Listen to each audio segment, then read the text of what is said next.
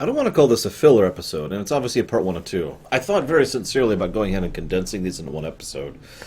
But my approach has usually been to go ahead, for these Mini-Nations, to go ahead and do one video per one video. If I watch one cohesive episode, then I do one video on that. These were split into 2. So, I got nothing here. Don't mistake me, I do have a topic to talk about, but we've got the Geonosians. We're finding out that the Empire did wipe them out, except for one. We found out that Saw is ruthless, which we actually already knew. We do find out that Forrest Whitaker is still voicing Saw. That's awesome. That the Geonosian's been working with the droids. That makes sense. It's all he's got. More cool Force usage. A little bit of build-up. But this whole episode is basically just build-up to part 2. But I do have a topic, like I said. No joke. As I was watching this episode, I found out news that there is a book coming out called Treason. Now, I hadn't heard about this before. I'm not sure if this was newly announced or not.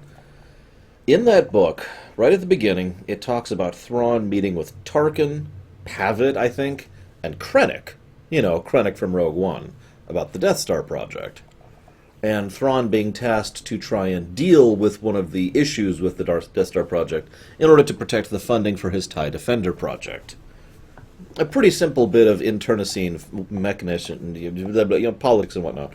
It is written from Thrawn's perspective, and it's kind of awesome. I actually read the bit. But the bit also mentioned Governor Price, the Lothal system, and Thrawn's efforts there. After a little bit of more digging, I found out that treason actually happens in the middle of Rebels. Basically, somewhere in between Season 3 and 4. That's what I want to talk about. This is the one and only thing that I truly applaud the AU for. Wiping away all of that EU, that sucked, and I'm never going to try and defend that. Except to say that it was necessary to do what they are doing. When they can have books, shows, movies, and games all built around the same narrative, actually coordinating and communicating across teams so that it all follows one cohesive narrative, that's awesome, in my opinion. In fact, to be blunt, that's the sort of thing that's usually not done. If I'm being completely honest, I'm not sure I can come up with another example of a media franchise that bothers to do that. Most franchises usually segregate their continuities. I'll use Pokemon as an example. There's the Pokemon games, which keep contiguous with each other. And there's the Pokemon manga, which keeps contiguous with itself. And then there's the Pokemon TV show and movies, which keep contiguous with themselves. All three of these are separate continuities. They don't try anything to keep coordinated with each other, right? And it's understandable why, but I'll admit it de-invests me, for the usual reason that continuity and the absence of continuity affects me. Seeing this kind of cross-media connection and coordination, it just adds investment. It adds immersion for me. It makes it so that I care more because, well, for the same reason that seeing that frickin' governor, I can't think of his name now, Lieutenant Christ?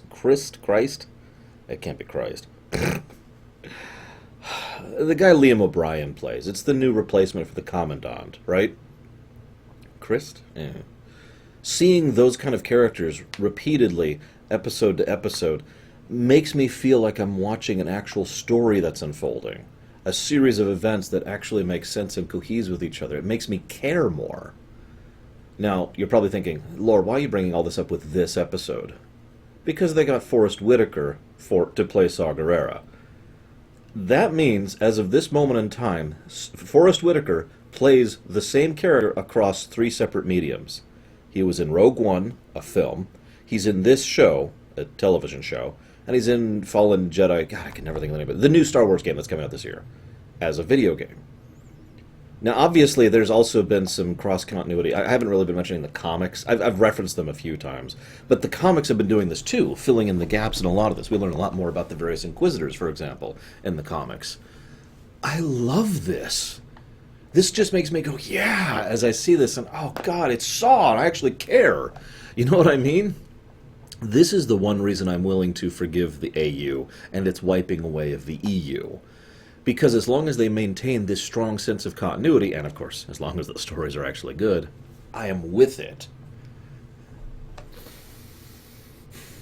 It's worth noting for historical preference, anybody watching this video in the future, I am recording this months and months and months before episode 9 comes out.